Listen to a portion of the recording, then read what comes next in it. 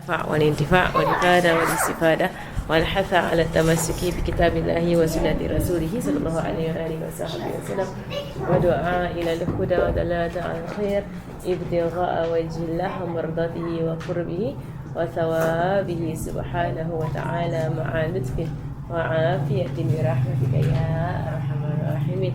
اللهم إنا نسألك علم لدني ومشرب صافي الهني يا وهاب يا غني. اللهم إنا نسألك علم لدني ومشرب صافي الهني يا وهاب يا غني. اللهم إنا نسألك علم لدني ومشرب صافي الهني يا وهاب يا غني. وصلى الله على سيدنا محمد وعلى آله وصحبه وسلم والحمد لله رب العالمين. آمين آمين آمين يا رب العالمين. Alhamdulillah, alhamdulillah, alhamdulillah.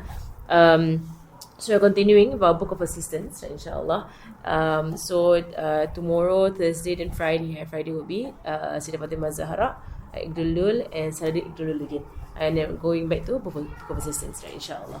I think Allah subhanahu wa ta'ala grant us understanding and ability to act on the advice of Imam Al-Haddad. From the book رسالة المعاونة والمظاهرة والمؤازرة لراغبين من المؤمنين في سلوك طريق الآخرة للإمام شيخ الإسلام في الدعوة والإرشاد الحبيب عبد الله بن علوي الحداد الحضرمي الشافعي رحمه الله تعالى ونفعنا الله به بعرف الدارين. تمام. إلى أن قال ada Khairisa solat tak? Dan dia ikut solat dengan lepas kelas, after class kat jemaah lah mentioning kan. Lepas tu dah pun datang.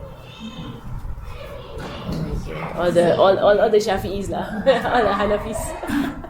All the Shafi'i here. Okay.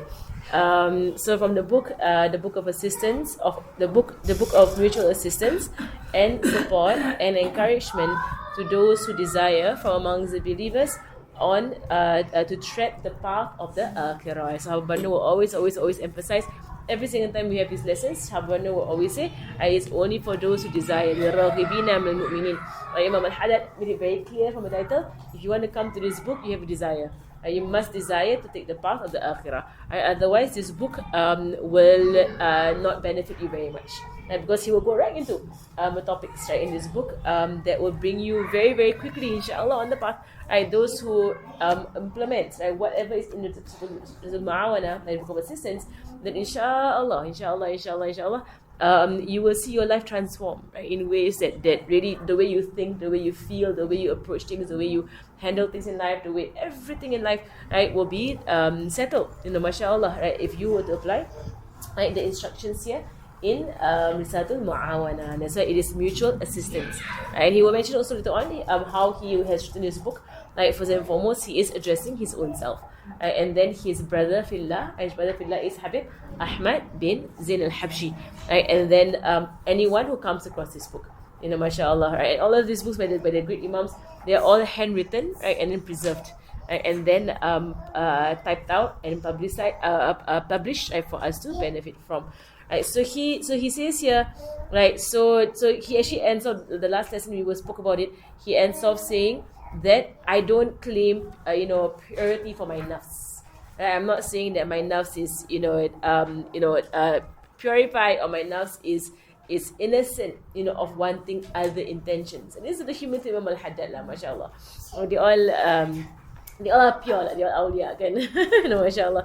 But it's just that the way they are. Because prophets pun, the way he also quoted the ayat is this ayat from Nabi Yusuf alayhi salam. So when prophets themselves say, wama ubri'u,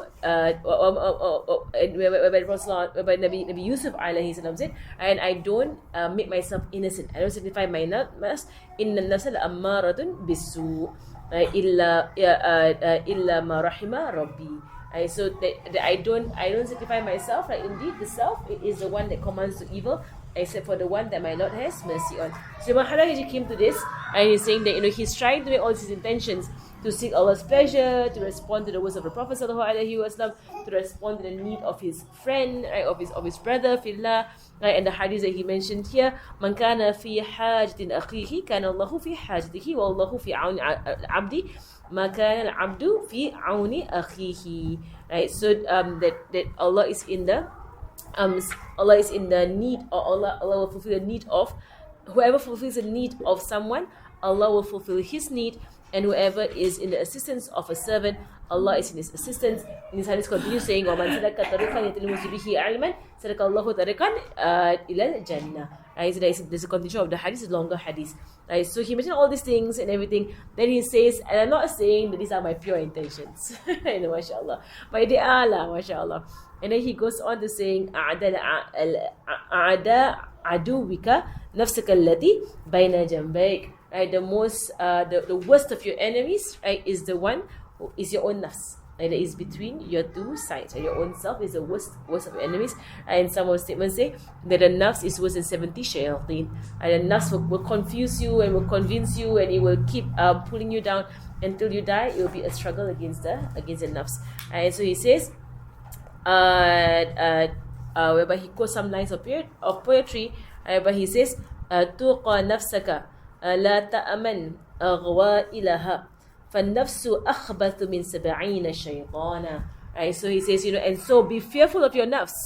Be aware of beware, right? Beware of your nafs, and do not ever feel safe with its delusion.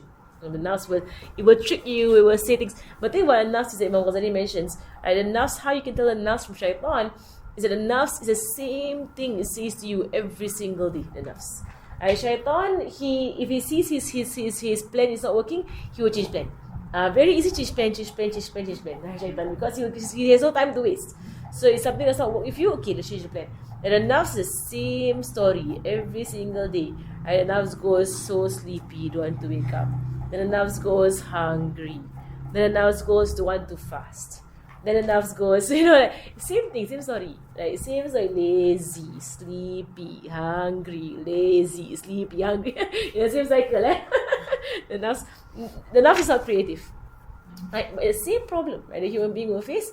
That's why those who control their nafs, right, they control their sleep, they control their food, they control their speech. And the nafs also loves empty talk. Loves to talk nonsense and loves to talk about other people. They loves it, right? So and that's why you might find a sweetness in a sense that, like, it's so nice to talk about random nonsense things, right? But then those who have control over their nafs, they control. Like the tongue, they control. The emotions, they control. Right? The anger, they control. You know, the rights of you know, I want to stand for my rights and whatever, they control. Right? So all the nafs will control. Right, but nafs is worse than 70 shaitan, right? Because it never gives up on you. Right? Shaitan also don't give up on you, but shaitan will keep changing his plan, right, on you. And nafs, same story every single day. So you're finding the same issue, you're going round and round and round, the same thing, every single same problem. And with yourself, nafs. It's nafs. There's nobody else that is bothering you. And so Allahumma alhim, and so he mentions this dua, Allahumma alhimni rushdi wa'idhni min sharri nafsi. I dua here, Allah, grant me or inspire in me my righteousness and protect me from the evil of myself. That's dua from Rasulullah sallallahu alaihi wasallam.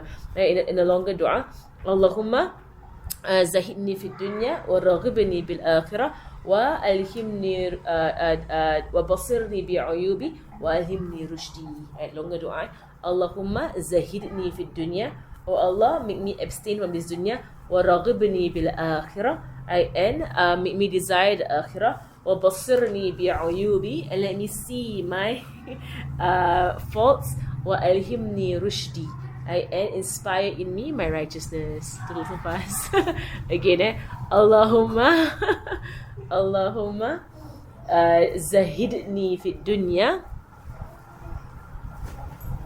zahidni fi dunya wa raghibni bil akhirah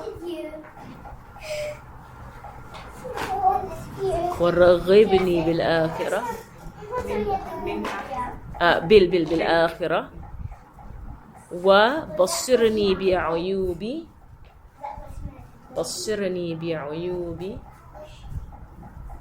wa alhimni rushdi.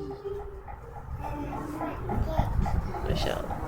Wa alhimni rushdi. Alhimni rushdi. Can Allahumma zahidni fi dunya wa raghibni bil akhirah raghibni. From the raghaba. Raghaba, raghibni bil akhirah. Wa basirni bi'uyubi. Wa alhimni rushdi. So which means that, oh Allah, make me abstain from this dunya, and desire the akhirah, and let me see my faults. Allow me to see my faults and inspire in me my goodness. So your rushdi is an innate goodness, it's inside of you. Inspire in me my goodness. So dua that should be read after every prayer, inshallah. After every salah, this dua. Right, and then here there is a continuation. Imam Lahad put here, wa'izni min sharri nafsi. Right, in the book of says, wa'izni min sharri nafsi. And protect me from the evil of myself. Can you read that with rushdi or what? There is actually in the Arabic book. Do you see it? Wa'izni min sharri nafsi. No, it's okay. Later you can get the. Later I'll get one of my students to make into a poster. So usually any dua that we share, I have a student in Singapore, Nabila, and they also Nabila make poster.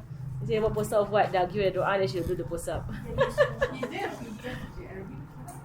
a Arabic? Whatever this book. Yeah, Arabic, I don't know.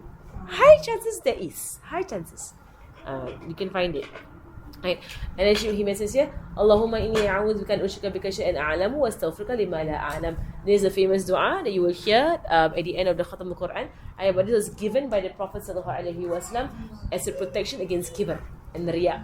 Right, whereby Rasulullah sallallahu alaihi wasallam said in a hadith that arrogance, arrogance is akhfa. That means it is more slight than a black ant on a black rock in a black night. Arrogance. So slight. And then so the companions, they ask a very good question. So what's the solution? How do we get rid of it? If it's that, slight, like a black ant, or undetectable, like a black ant on a black rock in a black night, and at the same time you tell us that Rasulullah tells us that the one who has even a speck of arrogance in their heart will not enter paradise. So kayf ya Rasulullah? How are we going to protect ourselves? We can't even detect it. Right? He says, on you to recite every morning and every evening, Allahumma inni a'udhu bika an ushrika bika shay'an a'lamuhu wa astaghfiruka lima la a'lam. Right? There's a dua, prescription, prescription. Morning 3 times, evening 3 times. Allahumma inni a'udhu bika an ushrika bika shay'an a'lamuhu wa astaghfiruka lima la a'lam. Dua is here inside the book of persistence. So he mentions his dua here like as a protection for himself against arrogance and against riya, against showing off. Which means, oh Allah, I seek your protection that I ascribe with you what I know about. That means I do it on purpose, and I seek your forgiveness of what I don't know. So what you know of arrogance that has come to your heart, you straight away ask Allah to protect you of that. But what you don't know, astaghfirullah. And that's where our tawbah and istighfar every day comes from. Because you don't know how many times a day you actually feel proud in yourself, and how many times a day you actually attribute things to yourself. How many times it's so fast. If you're sensitive towards it, you realize it comes so quickly that suddenly you feel proud, some sort of prideness or some sort of pride inside your heart. It's so fast. Like, astaghfirullah, not me. Then you push it away. Then it comes again. Then astaghfirullah, you push it away. Then it comes again. And because of course, the nafs loves to be sanctified. The nafs loves to be placed on the pedestal. And nafs loves to, because at the same time the nafs hates being criticized. Right? Who likes being criticized? The nafs hates it. And nafs loves being sanctified. And shaitan knows that his destruction came with pride. So he knows to destroy the human being, it is by pride. And Imam Ghazali mentions this as the 6th hurdle between a servant and Allah subhanahu wa ta'ala, the destroyers. Right? When you go into the book Minhaj al-Abidin, inshallah, with however I assume that you're doing it. I missed the last Tuesday's class. I feel so much regret missing the class last Tuesday. Right? However, I assume the book of Minhaj al-Abidin then. Right? But basically there are 7 hurdles between a human being and Allah subhanahu wa ta'ala, right? And one of the hurdles is that after the human being goes through the first hurdle of knowledge, to know how to get to Allah subhanahu wa ta'ala. The second hurdle of repentance, to throw off the weight that holds you down, that prevents you from getting to Allah subhanahu wa ta'ala. Then the hurdle of what do you call this? Obstructions. 4 obstructions in this dunya that stop you from worshiping Allah subhanahu wa ta'ala. There are 4 obstructions. You will go through the book later if you keep to Hawa Aishun. Right, and her class, I know, is in the morning, you're in school. Right, but inshallah, I teach the book online. So I'm already on the 6th hurdle. Right, so but it's, whenever you go to the book again and again and again and again, like you just, it really just gives you the energy to face life, mashallah. The third hurdle is a hurdle of obstructions. What obstructs you from worship? And there are 4 things: shaitan, the dunya, people, and your own nafs. Right? And Imam Ghazali goes to each and every one of them. How do you fight them? Then the 4th hurdle is what distracts you from worshipping Allah subhanahu wa ta'ala. Therefore, so there's a difference there: obstructions and distractions. Right? There are those that obstruct, they stop you from worshipping. Then there are those that don't stop you, but they kind of take up your time and distract you from worshipping. And Imam Ghazali mentions seeking rizq. I mean, worrying about your rizq. It's a distraction, Right? Fears and worries. Oh, distraction, right? Because you're not supposed to have any fears and worries. Allah's handling everything for you. Your job is to worship. Full stop. But we fear and we worry and we fear and we worry and we fear. MashaAllah. Then the third one is calamity. Calamity comes your way. It's part of life. But if you're gonna, be moping about on your calamity, then you're gonna waste time. You're gonna die. The clock is ticking. Right, so a calamity comes, and that day I was speaking to a group of people online about this, the entire thing about about trauma and everything. Trauma is a tool that shaitan uses to stop people from their work. Right, so they keep playing trauma in their head. The best way to get to actually get over trauma is to keep pushing it aside and focus on your ibadah, because the clock is ticking. You're on your way to your grave. Full stop. Right. So I mean, as harsh as it sounds, it sounds very harsh, right? But basically, that's what shaitan does. Do you think it's from you, the replaying of trauma over and over again? No, it's him. Who else is on your case? Right? He keeps whispering, this happened to you and that happened to you, and he said this to you and she said that to you, and they keep saying this to you, and then they hurt you so much, and they slander you, and they what, and he's the one who's doing that. He keeps replaying all this trauma. And it's calamities. And then what does he do? He incapacitates a human being, paralyzes them. Good, stay on your bed and don't move. Miss your prayers. Good, stay there. Which is why some people, when they complain of this kind of issues, and we need to identify what it is. As harsh as it sounds, because you're handling people who are broken, as harsh as it sounds, it is really they're being played with. And you will know they're being played with when the moment they go the opposite of what they're being told to do. Because shaitan will say, you know what, you're so depressed, you're so traumatized, you're so that, you know what, leave your ibadah for a while. You need to take this way of to cure yourself first, right? Then you get back to it. Don't worry. Oh, shaitan's telling you to do this. So he's going to keep you down deep, and he's going to keep you there until to the point whereby you lose faith in Allah subhanahu wa ta'ala, his game. Yeah. It's all. Do you think he's not him? Yeah. So. Mashallah. Yeah, it's mental health. But you know what? It's just him.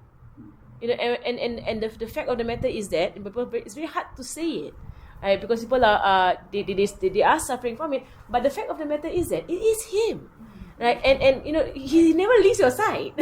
It's all his games. It's so hard to say it, but it is his games. So for some people, his game is to make them do sins. Some people, his game is to make them go into this entire hole, like they're in this pit and they can't get out. Basically, whatever it takes to distract you from your purpose in life, which is to worship. Whatever it takes, and it is, you can say, it is vicious. It is vicious to play with the trauma of a human being. It's cruel. It's shaitan lah, of course. Like, it's shaitan. Who else does this kind of things? Right? To like how, like you say, shaitan amongst human beings can manipulate a woman's weakness and insecurities because of her trauma. Right? A human being can do that. Right? A man can do that. So know about her trauma, her insecurities, her anxiety, whatever, manipulate it to his gain, and make use of her, and put many men do that. right? Shayateen, yeah, they are shayateen. The shaitan, right? The shaitan himself does that, right? They play with the hurt and the trauma of human beings, and that is why Allah points us dhikrullah. That's your solution. That if you find yourself, so to stop it is to do more ibadah. Then shaitan will see that the more I whisper anxiety to this girl, to this woman, like she picks up a tasbih and does lawat straight away. Oh, he's gonna change his plan after a while. He's gonna see that it's not working. The more I try to get her to be, paralyzed, incapacitated, make her go into a rut, all that, she goes to her Quran and she begins to recite. Oh, shaitan's gonna be very upset. His plans, backfiring. You're going the wrong way. To shaitan, you're going the wrong way. But if you're like, okay, I'm too depressed today, Quran put aside. Too depressed today, not gonna pray. Too depressed today, cannot go for classes. Oh, shaitan's having a field day. Right? And he'll do it more. So you find that the issues get worse. Right? Because why? He's having a field day. He's playing with you. He's messing with your emotions. So don't think, it's hard to say to people. I tried saying to people when they are going through it. And I keep saying to them, you gotta do more zikr, more ibadah, more worship. Right? And the fact of the matter is, all of us, we have to do it more. Right? It's not that you're the only one who's lacking. We're all lacking. Like sometimes they will say, like, do you say I'm lacking in my worship? The answer is we're all lacking. Right? It's not just you, all. So other people, if they're lacking in worship, will manifest as sins, maksiyah. They begin to lie, they cheat, they this, they that, they gossip, whatever. Some people that lack in worship manifest as this. It's a different form of manifestation of a lack of worship. That's basically it. So it's not that we're saying that we're on this pedestal, we're doing enough worship. Nobody can say that. Even the greatest awliya will never say they have done enough. They say we're all lacking. So of course, when someone says to you, you're not doing enough salawats, it's true. Say it to me. I'll tell you it's true. It's very true. I'm not doing enough salawats. My istighfar is lacking. My salawat is lacking. I have a lot more to do for Rajab from before the month comes to an end. That it's all our taqsir, our shortcomings. But it's hard to see. It's hard to say to someone who's broken in that way. So you're gonna be very gentle with them. But basically, it needs to be brought to their attention. You are being played with. It's like how I know in Singapore there's this entire big situation going on whereby people always keep being what do you call it, scammed. In Singapore, it's a big thing in Singapore. People fall in love online, then and so you can see it happening. They fall in love online, right? They're being scammed, so that their lovers, also called online, right, gets money off of them. Right, and you will find the cases in Singapore. They have this they will expose all these cases to bring to attention to people. Don't be gullible in this way. don't be your Singaporeans so much money and everything. Single woman looking for love, wanting to get married, or find some this is Angmo basically a Caucasian online, a white man online, whatever, can trust. Then he wants to come and marry you in Singapore, but he cannot get a ticket. You're gonna buy for him his ticket, but you're gonna transfer the money to him for him to buy the ticket. That kind of thing. So someone on the outside can see you are being messed with, right? You're being scammed, right? The one who's in it, no, he won't do this to me. He loves me. He won't do. So it's just how it is, kan? If you're a friend watching, you're so being scammed. Can't you see? As you blind? Same thing with shaitan. On the outside, you can see it. You're being messed with, but they're on the inside, they can't see it until someone really gets to drag them out of it. You need to break this. Subhanallah. This is what it is. Right? It's so hard. Anxiety, depression, and so on. It's so hard because when you're in it, right, there's a blindness that comes with it. Right? There's someone trying to snap you out of it. Come out. You're being messed by shaitan. And there's someone in love. So you see to them, this guy is scamming you. Can you see it? And I say, what's up? The case is up to $50,000, $100,000. There was one woman, $200,000. She passed money to this guy online. The entire time she was being scammed. The entire time being scammed. And she's like someone who's like high level lawyer and whatsoever and everything. You would think someone's smart. Like, but then being outrightly scammed, drop in the broad daylight, mashallah. But shaitan does that to us. So we are in a zaman whereby it does not help when people keep saying that it's not about zikr, it's not about ibadah. No, it is about zikr, it's about ibadah. It doesn't help. Anyway, I'm going to Minhaj Abidin. But basically, to mention Minhaj Abidin as a whole, it's one of my most favorite books of Minhaj Abidin, mashallah. I'm so happy that Haba Aishin is doing it over again. Haba Nur is doing it in the Zahra every Tuesday night. And Habib Omar is doing it in Rawha. Do you know that? So you have three, people doing Minhaj Abidin right now. Rawha also, Habib Omar is doing Rawha. Mashallah. So that it's being done, on the after Asr. The Raha after Asr. So that's why when people come Tari, I'll say to them one thing: please come with Arabic. if you can. You come with Arabic, right? It's Assalamualaikum warahmatullahi wabarakatuh.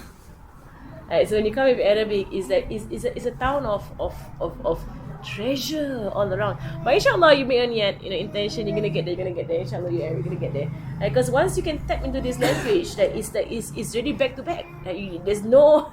This morning, there's Fajr, mashallah, about Sayyidina Muhammad. This morning was about that day was about illness. This morning he was doing about fever. Talking about fever and the heat of fever. And he mentioned the other morning, he mentioned that Nabi Sulaiman, he can speak to animals, right? Nabi Sulaiman, he can also speak to plants. Mashallah. so he will go to every tree and he will say, "What's your name?" to the tree. So the tree will say its name. The tree will say, "What is the cure Allah has created in you?"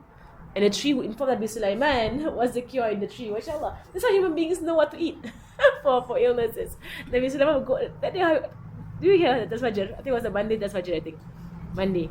He mentioned that Nabi Sulaiman will go around and asking the trees what's their name and what is the cure that Allah has made in them. Mashallah. That's how we know what trees to eat and how not to fall into poison. The tree will say, "Oh, I have poison in me." Huh? That's why there's allergies. That's why lah, mashallah. I always wondered. How human beings knew, right? That this particular tree I thought it was is called cure. to Adam. Now I know. And Nabi Sulaiman. And there's a particular prophet, Nabi Musa, if I'm not wrong, whereby there was once he was sick. He says, "Ya Allah, cure me." Then Allah subhanahu wa ta'ala says, "I will not cure you until you eat from this tree." So Nabi Musa went to the tree and he ate it from the tree and he was cured. And the next time round he fell sick again, he went to the tree and he ate it and he was not cured. Then he says, "Ya Allah, the first time round you told me to go to this tree and I ate it and I got cured. Second time round I went there and I was not cured." And then Allah says to Nabi Musa, "Oh Musa, the first time round you depended on me. Second time round you depended on the tree." Mistake there. You eat the medicine, yes. Dependence on Allah subhanahu wa ta'ala at all times. So there's the same ruling for all these stones you wear, same ruling for all this like energy, whatever they say, same ruling. You can never depend on it. The moment you depend on it, you have done something wrong. With food, medicine, whatever. So anyway, the fourth hurdle is distraction, right? So distraction we have 4 actually, which is risk, right? Your sustenance. Number 2 is your worries and anxiety, worries, fears. Imam Ghazali puts it under distraction. Subhanallah. Musibah, calamity. Calamity comes. Calamity happens. Everybody goes through calamity. Right? But don't let it stop you from your worship. In fact, let it push you towards worship. It should push you towards worship. So I was in the same talk I was doing online when one of the ladies there said that she tried prayer, doesn't help her in her trauma. And I said to her, "What do you mean by it does not help you in your trauma?" She said, "It doesn't work, but pills work." She said to me, "Pills work, therapy works, prayer does not work." Then I said to her, "If with pills and therapy, do you increase in your prayers and your zikr?" She says, "No, because they work." Then I said to her, "Then how do you define work? How do you define something has worked?" And for me, if you're in your trauma and it brings you every single night on your sujadah crying to Allah subhanahu wa ta'ala, that is success. That's what works. Right? Because it keeps you at the door of Allah subhanahu wa ta'ala. But if you take all these other means and then you leave your prayers thereafter, you have failed. Like, get your definitions right. Like, what does it mean to be successful and to be a failure? Right? So if this trauma makes you be only dependent on Allah subhanahu wa ta'ala, you have rise. Like in your ranks with Allah subhanahu wa ta'ala, it makes you wake up every morning at 2 a.m. and you cry to Allah subhanahu wa ta'ala. You have succeeded. Okay? Like every salah you raise your hands, you cry to Allah, you have succeeded. And as opposed to someone who has said prayer does not work, left the prayer, go to pills, oh now I'm numbed. It's not success. You're just being numbed. And that's why I say to her like that, mashallah, you need to tell me what do you mean by it does not work. Right? To me, if you pray more and more and more because you're trauma, the trauma is a blessing now. It's become a blessing. As much as it's hard to say, the trauma is now a blessing. Because it makes you just, khalas, I have no need for creation. I just have my creator. And who can reach that level, kan? MashaAllah. And that's the last one is the decree. The decree. I decree is separate from trauma because decree is also a distraction. So people, like for example, so and so is married to so and so. It's a decree, right? They get so upset about it. It's not a calamity. It's not a musibah. It's like so obsessed with the decree. Like, why must he marry her? What? Kan? I mean, it's kind of like or in our zaman, why must I be born a female? Why? Decree is decree. You are decreed. You are born a female. Carry on. Be female. Worship Allah as a female. Don't obsess about I'm in the wrong gender. Distraction, right? Distraction. It's all distraction, right? You're a female, khalas. What's your worship? Cover my aura. Right? Be the makmum behind the man. Yes. Right? Why must the man be the imam? And why must I be Singapore? Why must I be from the UK? Why must I be in this family? Why must I be? It's all decree. It's all decree. Right? You're not supposed to obsess about what Allah placed you in. Yeah, it's qadar and qadar. Allah has given you this decree. Work with it. Work with it. And the scholars say that whatever decree you're given, that is the best for your soul. It's the best for your soul to work with. That means me being female, born in the 21st century, born in Singapore, to this particular family, of this particular race, in a particular era, that is the best for my soul.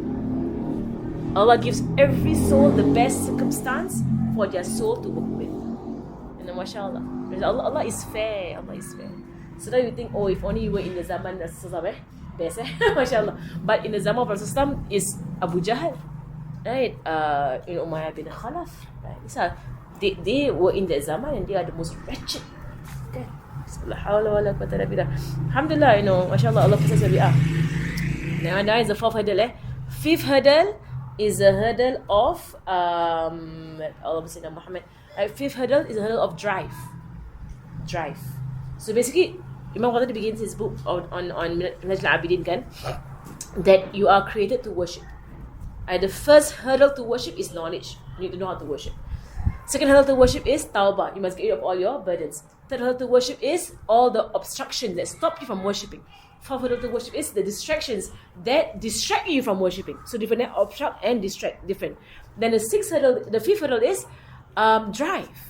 Because after you know all these four, now I'm lazy. No drive. So we got tahajjud. So no distraction, right? No obstruction. You're perfectly fine on your bed. It's 3 a.m. in the morning. No drive. Imam Ghazali, he hits it on the spot now. It's on the spot. It's exactly it. Minhaj al-Abidin is an amazing book. Imam Ghazali himself, he's amazed by the inspiration Allah gave him from Minhaj al-Abidin. He himself is amazed. Right? 7 hurdles and you're done with life. This is life, basically. So basically, no drive. So no drive is fixed by what? Increasing your hope in a reward, or increasing your fear in the punishment. Get yourself up. Wake up. Right? You better not be relaxed about this. You only have a few. The clock is ticking. Get up. Right? You don't want to waste. You don't want to be those on the day of judgment. If only I spent 1 more minute doing tasbih. If only. Don't be of those who regret. Right? So that is cured by hope and fear. Right? The driving factors. Then comes where we're at here. Actually, here's how I went off track. Came back here. the sixth hurdle, the destruction, the destroyers of worship, which is what? Arrogance, right? Showing off, right? So basically, riya, hasad, ujub, right? All of these things. So after you can get up to the sixth level, so you have the knowledge, you do your tawbah, right? You're not stopped by all these people around you, and the shaitan, nafs all not stopping you. You're distracted by all these distractions, right? You have a drive for it. Now the arrogance. Right? Oh, you're doing it. Oh, shaitan. I mean, you're doing it, right? Oh, I'm doing my 2 hours every night. Tahajjud, yes, sir. Yes, it's me. The destroyers. Subhanallah. Riya is yes, and then ujub is in English it's self-conceit, but basically, self-pride. Ujub, to be amazed from the word ajaib, to be amazed by the self. Right, so like riya happens in front of people. Right, takabbur happens against people. Ujub happen by yourself in your room. So it's like you and yourself and nobody else around you. Oh, I feel so happy with myself. That is ujub lah.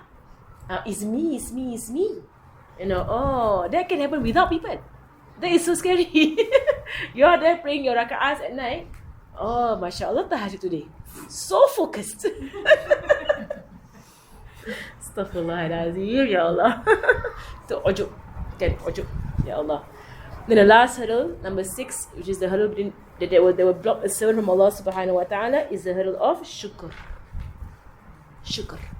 Right, gratitude is the last hurdle. Gratitude, and to be grateful. Right, so people can come up to that. So, and that is basically also the solution to the one that came before that. If you are grateful to Allah subhanahu wa ta'ala, you will not place any worth in yourself. So Allah. That's the number 7th hurdle, right? Shukr to Allah subhanahu wa ta'ala. Shukr really. Inshallah. Okay. Now, right? So this is why he uses this dua here, right? To be aware. Imam al-Haddad is very much well versed with the books. Imam al-Haddad is very well versed with the books of Imam al-Ghazali. So all of his books here are basically from Imam Ghazali's books. Right, so you can always decide whenever you share out Imam al-Haddad's books, you will move to Imam Ghazali, right, because he's basically doing a summary of Imam Ghazali. So you want like a wider, more in-depth, explanation. You go to Ihya-ul-Muddin, you go to Ibn Abidin, you go to all these things, and he will say himself, it's from the books of Imam Ghazali. That he's doing this. He's simplifying it for us. Mashallah. Right, so he said, وَقَدْ صَدَّرْتُ فصول هذه الرسالة بقولي في أول كل فصل منها وعليك بكذا قاصدا بذلك مخاطبة نفسي وأخي الذي كان سببا في وضعها خصوصا وسائر من وقف عليها من المسلمين عموما. So he says so now he goes on to his book and how he has done his book. So he says that I am beginning my book, this book of mine, by the words وعليك. So every chapter or every section I begin by saying وعليك. That means, meaning it is on you. Some parts you will say وإياك. وإياك means and be warned. عليك means on you to do. إياك means be warned. You are not to do this. Right? So he says first and foremost, addressing myself. So when you write this book and it's on you, he's talking to who? Himself. And then secondly, talking to his brother Fillah, Imam Ahmad bin Zayn al-Habshi. Then thirdly, talking to who? All of the Muslims who come to this book. Right? So that's why it is a very personal voice. But he addresses these people. وهذه كلمة لها وقع في القلب المخاطب. So this word عليك, right? It affects the heart. So when you come to a class and I will say وعليك بالصلاة, okay. And you are supposed to. وعليك. It's like that. And you are supposed to.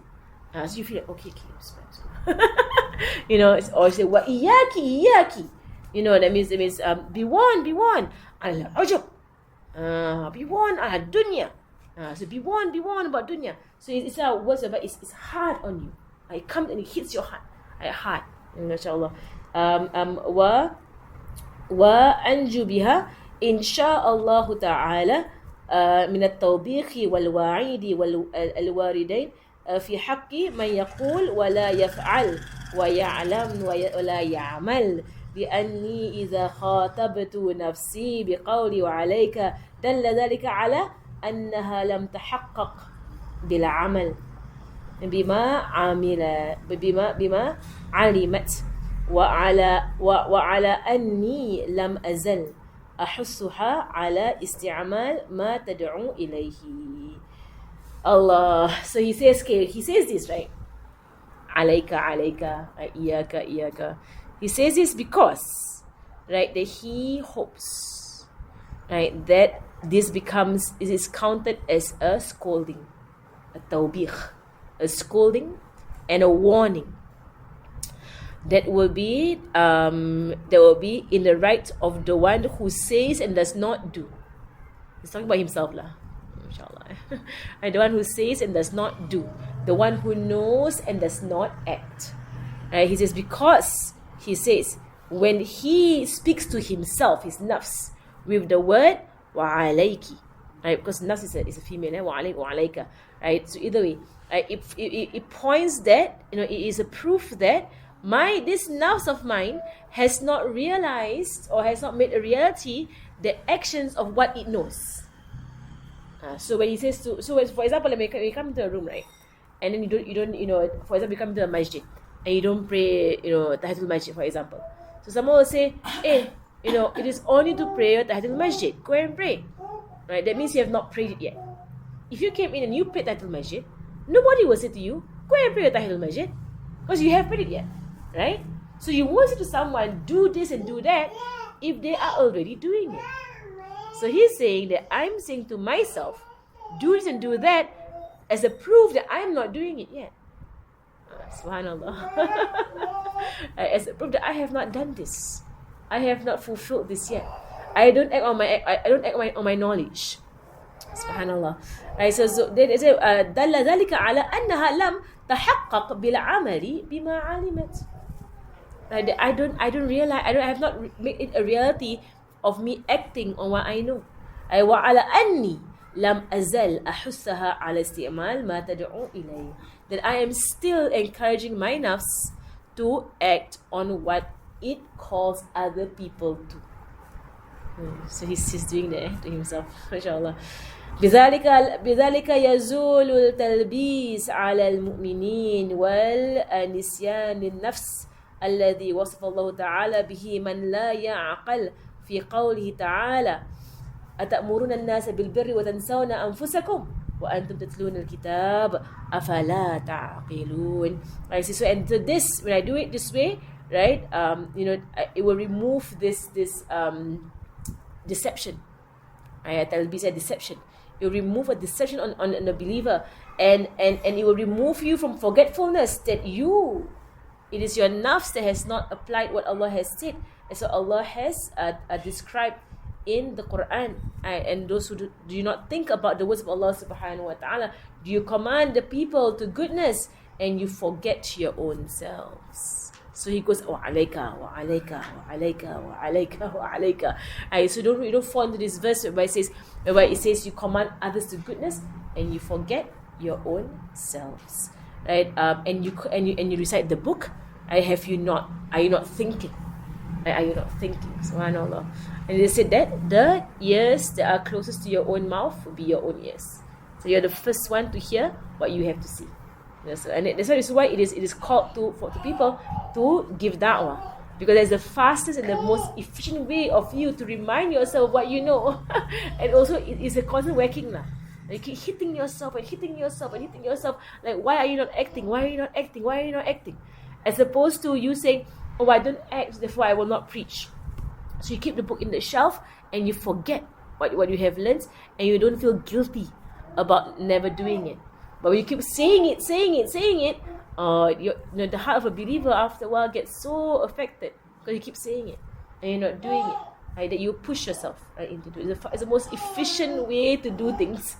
MashaAllah. وَمِنَ الْوَعِيدِ الوارد في حق من يقول ولا يفعل في قول رسول صلى الله عليه وسلم يؤمر بالعالم إلى النار فتندلق أقلابه فيدور بها في النار كما يدور الحمار بالرحى فيجتمع عليه أهل النار فيقولون ما بال It's a very scary hadith, this part. ما بال اللهم صل على سيدنا محمد. تمام.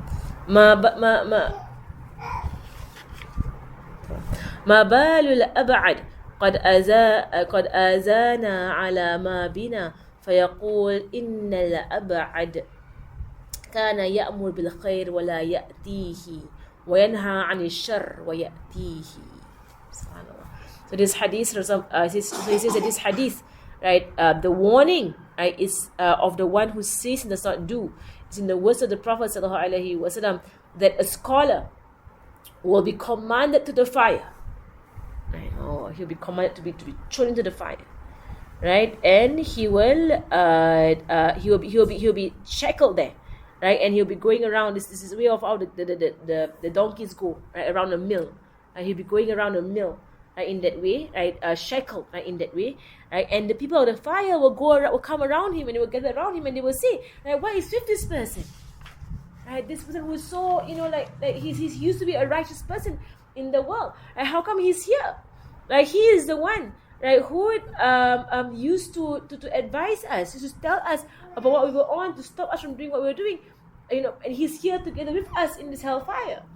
So they're wondering, like in wonder, you are the one who used to tell us, what we were doing was wrong. And he says that this person, right, who seems to be the furthest from the fire, but it was the one who used to command to goodness and he never did it. And he commands to evil and he used to do it.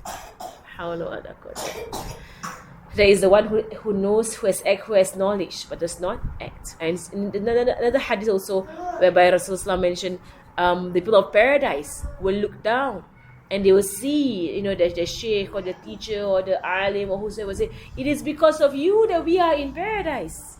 How come you are there and we are here? And it's all like these scary hadiths. Because of you, we are here. And he said, yes, I commanded you and I never did it. And I forbade you when I used to do it. قال عليه الصلاة والسلام العالم الذي يعلم ولا يعمل مثل الفتيلة تضيء للناس وتحرق نفسها. Right, the scholar who used to teach and not act is like a candle who used to bring light to the people but destroys herself. This is subhanallah. I'm just going to finish the chapter.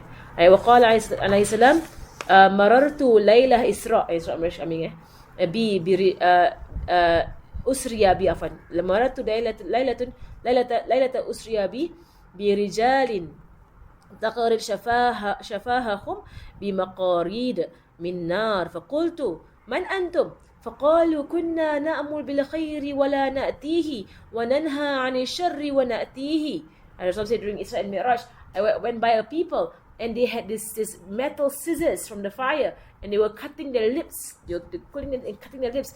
And I said, who are you guys? And they say, we are those who used to call to goodness and we never did it. And we forbid evil and we used to do it. وهذا الوعيد, this is a warning.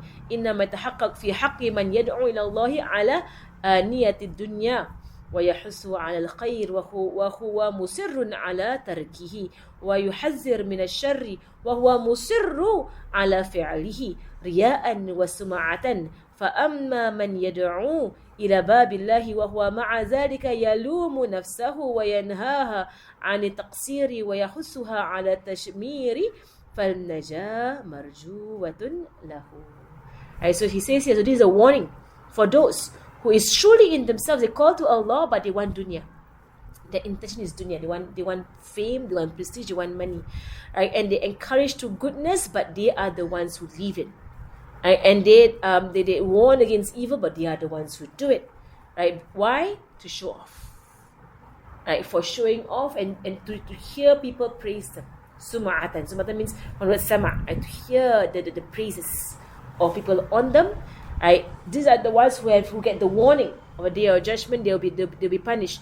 But Imam Ahmad says, but as for the one who calls to the door of Allah, knowing he is falling short and blaming himself, and he knows that he knows very well much that he is falling short, and he's encouraging himself to do what he knows, then inshallah success is hoped for him.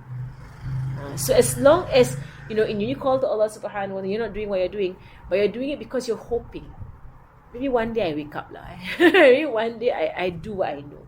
Maybe one day you have that in your heart. Okay, then inshallah you're on a safe position.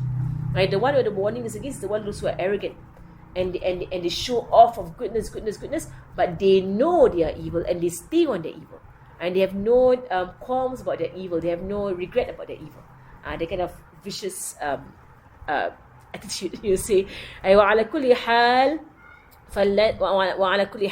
فالذي يعلم ويعلم ولا يعمل أحسن حالا وأرشد طريقة وأحمد عاقبة من الذي لا يعمل ولا يعلم. Right, so the one who knows and teaches but does not act is still better and more righteous than the one who does not act and does not teach. Right? Even though he knows. Right? So it's still better as you get 2 out of 3 as opposed to 1 out of 3 or 0 out of 3. Those who don't want to learn. Oh, I don't want to know because I don't want to know, so I don't have to act. Oh, then you're 0 out of 3. Right? At least 2 out of 3. You teach, even if you don't act. Right? As opposed to someone who knows, doesn't want to teach and not even acting. So 1 out of 3. Right? So it's in there, mashallah. I was finished the entire chapter. وَرُبَّمَا قَالَ قَائِلْ مِمَّنْ لَا يَعْقَلْ. And someone who can't think might say. It's so blunt, mashallah. رُبَّمَا قَالَ قَائِلْ مَنْ لَا يَعْقَلْ. I know face. Someone who can't think might say. So if you are saying the same thing, you're not thinking. mashallah. الكتب كثيرة وفيها غنية وكفاية فلا فائدة في تصنيف الكتب في هذا الزمان. فهذا القائل إن أصاب في قوله إن في الكتب غنية وكفاية فقد أخطأ في قوله لا فائدة لتصنيف في هذا الزمان لأن القلوب ميلان بحكم الجبلة إلى كل جديد.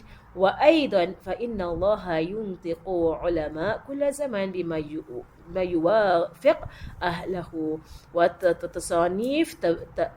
وتصانيف تبلغ الأماكن البعيدة وتبقى بعد موت العالم فيحصل له بذلك فضل نشر العلم ويكتب المعلم داعيا إلى الله في قبره كما قال الرسول صلى الله عليه وسلم من أنعش لسانه حقا يعمل به من بعده أجري عليه أجره إلى يوم القيامة. وقد سميت هذا الرسالة المشار إليها رسالة المعاونة المظاهرة والمؤازرة لراغبين من المؤمنين في سلوك طريق الآخرة. وأسأل الله تعالى أن ينفعني بها وسائر المؤمنين وأن يجعل جمعي لها واعتنائي بها بتأليفها خالصا لوجهه الكريم.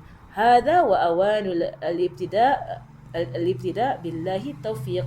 فأقول مستعينا بالله ومفوضا إليه سائلا منه أن يوفقني لإصابة الصواب في النيات والأعمال والأقوال فإنه ولي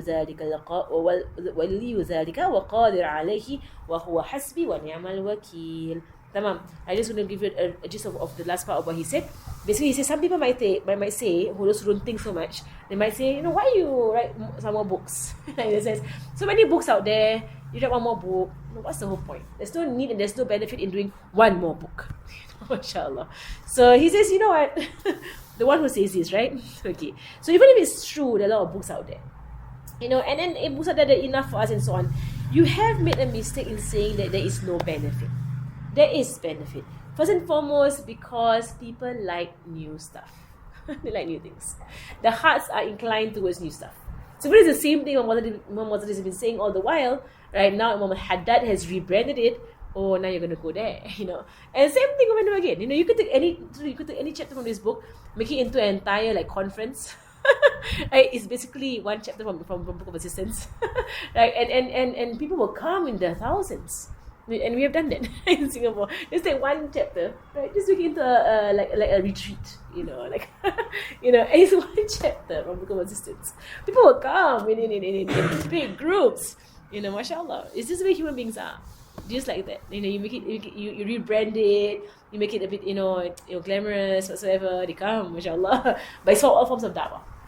It's forms of da'wah. You just going to rebrand things every now and then, But the same thing over and over again from Rasulullah sallallahu alaihi wasallam. Number 2, he said that that Allah has caused for the ulama of every time to speak to the people of their time. So they will say to you in a way, right, that is suitable for you in this zaman. So Allah has created the zaman, and Allah has created the ulama for that zaman. So Allah has never left any of His servants, right, without guidance. So every zaman will have the people of the zaman who will speak to the people of the zaman, understanding the people of that zaman. MashaAllah, and Allah is fair. Allah is fair. So you don't feel so afraid. We're in akhir zaman. Allah has sent to us the ulama who will help us. Right? Every zaman will have those, right? And they will help you till the Mahdi comes. So don't worry so much. Right? Just find who they are and hold on to them tightly. Don't let go. MashaAllah. Number 3, he said, and that writings, like books, publications, right, they can reach far and wide. So when you rewrite things, you reach far and wide, and also it continues for the one who wrote it as reward after his death, that he will be written as by Allah subhanahu wa ta'ala as a teacher, right, through the ages, as what he has just become.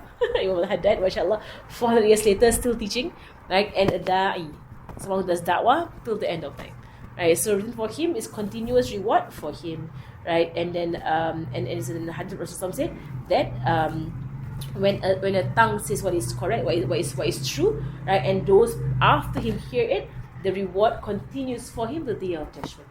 Right, mashallah. So Imam Haddad, his book was till today, mashallah. Right, read how many people have gone through this book, and all of them on the Mizan Hasanat of Imam Al-Haddad. Amazing, mashallah. Right, so this is why he pushes him to do more of these things, like for reward in their mizan. So he said, I have named this the Book of Assistance, of mutual assistance, mutual support, mutual encouragement for those who desire amongst the believers on the path of the akhirah, and I ask Allah to benefit me and all the believers, and to make my compilation of this book something, right, that will help me and my writing of it to be sincere for the pleasure of Allah subhanahu wa ta'ala alone.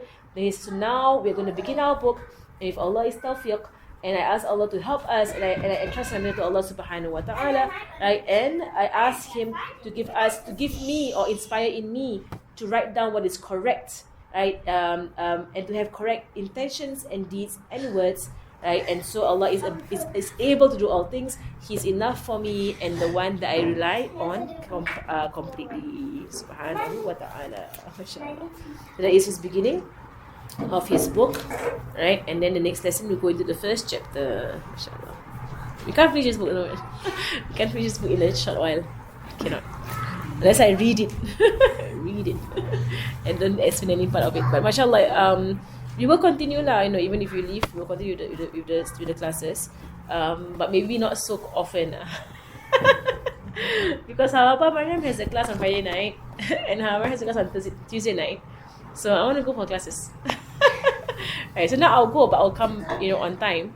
Right, but then I'm gonna see, because I know on Friday she goes to Ma'had Rushd. No. Friday is Ma'had Ghanna, and then Tuesday is Ma'had Rushd. Yeah, so I want to stalk her a bit. I have no idea. I'm just stalking. So I'm just gonna go there and stalk her. So I need my nasi from Hawa Mariam. Hama Salma gave. She sounded me today. Yeah, didn't go. When I walk in, you know how we always feel like she thinks that I'm related to her. So when she saw me, she's like, I know, Farhana. Yeah, and she called me. Someone called me. So inshallah, Wednesday, I thought I only have to come on Saturday. But then Wednesday also she's expecting me to come also. But I don't want to come. I actually have a class at that time, online. So when she called me today, I shifted that class straight away. I moved it. That's it. Haba Salma called me. The class will be shifted. There's no choice. I had to move the class. So I moved it to another day. MashaAllah. Who's doing the Fatiha today? Okay.